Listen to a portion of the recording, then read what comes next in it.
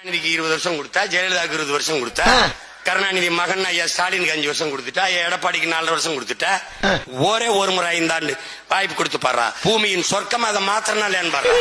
அழுகாரா? எனக்கு அழுக எல்லா வேலையும் பாப்பேன். நீ பாப்பண்ணே போய் சொல்ல மாட்டியா? சொல்ல தெரியாதுண்ணே. இறக்கம் இல்லாம இருக்காங்க மனுஷங்க. சீமான் அண்ணன் ஃபர்ஸ்ட் நான் பெட்டு கட்டி சொல்றேன், இன்னொரு 20 வருஷம் ஆனாலும் சரி ஒரு எம்எல்ஏ கூட ஆக முடியாது. 20 வருஷம் இல்ல, 100 வருஷம் கூட இல்ல. இல்ல நான் எம்எல்ஏ இல்ல, செகண்ட் பொசிஷன். வின்னரை பத்தி பேசல, செகண்ட் பொசிஷன் ஒண்டி வாங்கிடுங்க. டெபாசிட் வாங்க மிஸ்டர். நீ முதல்ல எங்கேயாவது சிரிச்சிட்டு கூடாது திவாகர். இது மேனஸ்ல 2 பேர். இது சின்ன பசங்க பண்ற வேலை.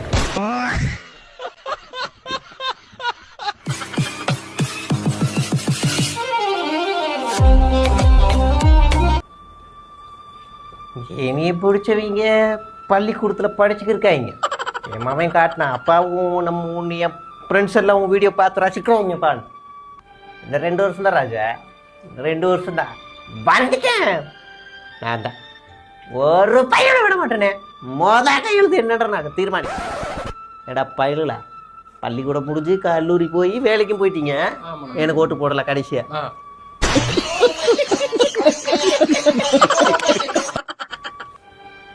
படிச்சுக்கிருக்காங்க பள்ளிக்கூடத்துல வருவாங்கல்ல, அப்ப இருக்கிறாங்க யாருன்னு காட்டுறேன்.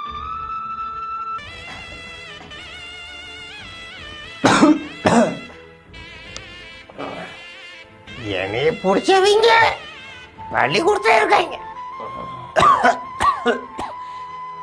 இவங்க பாக்குறாங்களாமா, பேசுறத பாக்குறாங்க. அடுத்த 2 வருஷம் தான் அடிச்சிருக்கீ ஓட்டே போடலையடா. நீங்க பைத்தியக்கார பயிரா எனக்கு வந்துட்டேன். 2 வருஷம் ராஜா, வாய்ப்பு இல்லை. 2 வருஷம் என்னைய பிடிச்சவங்க பள்ளிக்கூடத்துல இருக்காங்க. நான் இப்படியே கூட்டுரோட்டுக்கு போய் தூத்துக்குடி பஸ்ஸை பிடிச்சி நம்ம சிவனேசன்ல அவன்கிட்ட போய் விசாரிச்சுட்டு அப்படியே சுத்திக்கிட்டே இருப்பேன். நீ கிளம்பு, நான் வரேன். என்னைய பிடிச்சவங்க பள்ளிக்கூடத்துல இருக்காங்க. என்ன சாப்பிடுறீங்க? உங்ககிட்ட என்ன இருக்கு? நீங்க என்ன கேக்குறீங்களோ நான் கொடுக்குறேன். அப்படியா? கண்டிப்பா கண்டிப்பா. மான் ஊறுகாய் இருக்கா? அதெல்லாம் இல்லைங்க. இல்ல. யானை சூப்பு இல்லைங்க. இல்ல. டைனோசர் தொக்கு இல்ல. சைனீஸ் புட்டியாது இருக்கா? இல்லைங்க. இல்ல. சிறுத்தை சிப்ஸ் இல்லைங்க. இல்ல. இல்ல. கரடி ஈரல் இல்லைங்க. இல்ல. பள்ளி கிட்னி இல்லைங்க. இல்லையா? என்னையா நீ என்ன கேட்டாலும் தர, என்ன எது கேட்டாலும் இல்லைங்கிற.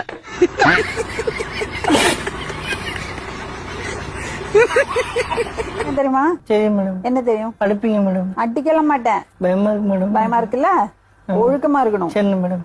அவங்கள எல்லாம் காசு கேட்டு தொல்லை பண்ண கூடாது. புரியுதா?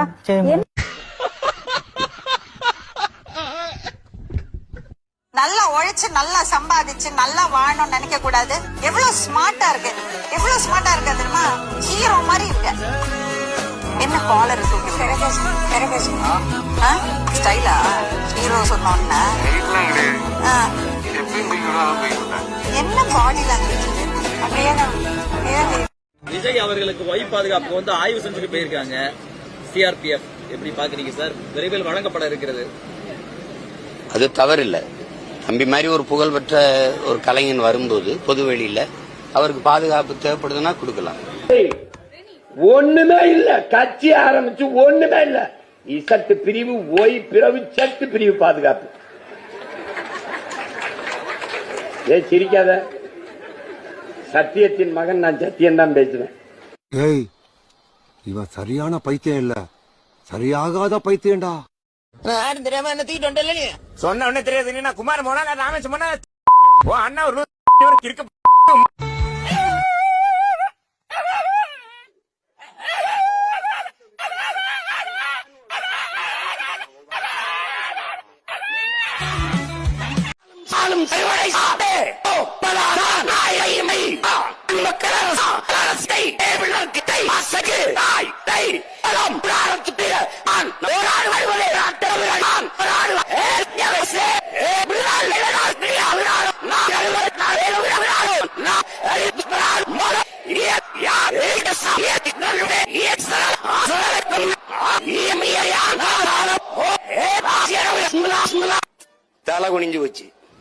நான் அடைக்கலம் தேடி வரவில்லை, படைக்கலத்தோடு யாரும் வான்னு கூப்பிடலையே.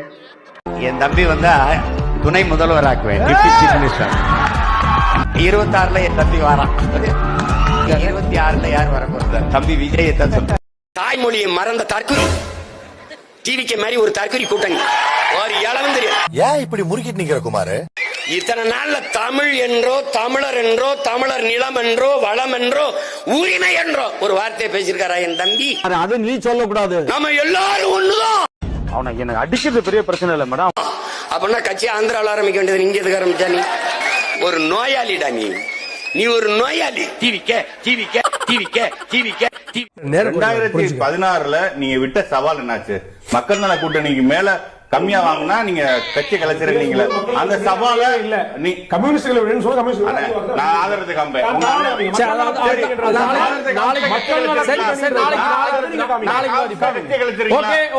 A few moments later.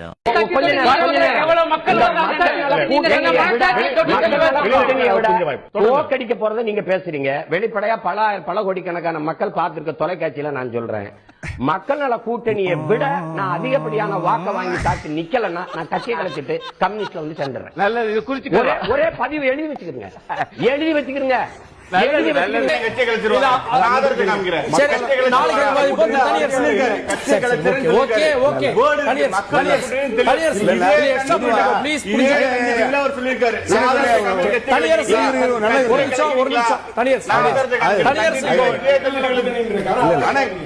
நீங்க பேசுறீங்க. வெளிப்படையா பல கோடிக்கணக்கான மக்கள் பார்த்திருக்க தொலைக்காட்சியில நான் சொல்றேன், மக்கள் நல கூட்டணியை விட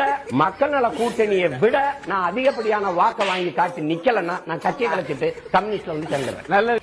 மக்கள் நல கூட்டணி அதை தாண்டி நாம் தமிழர் கட்சி வாக்க வாங்கி முன்னேறலைன்னா கட்சியை கலைச்சிட்டு நான் கம்யூனிஸ்ட்ல வந்து அது சிபிஎம்ல வந்து சேர்ந்துறேன்.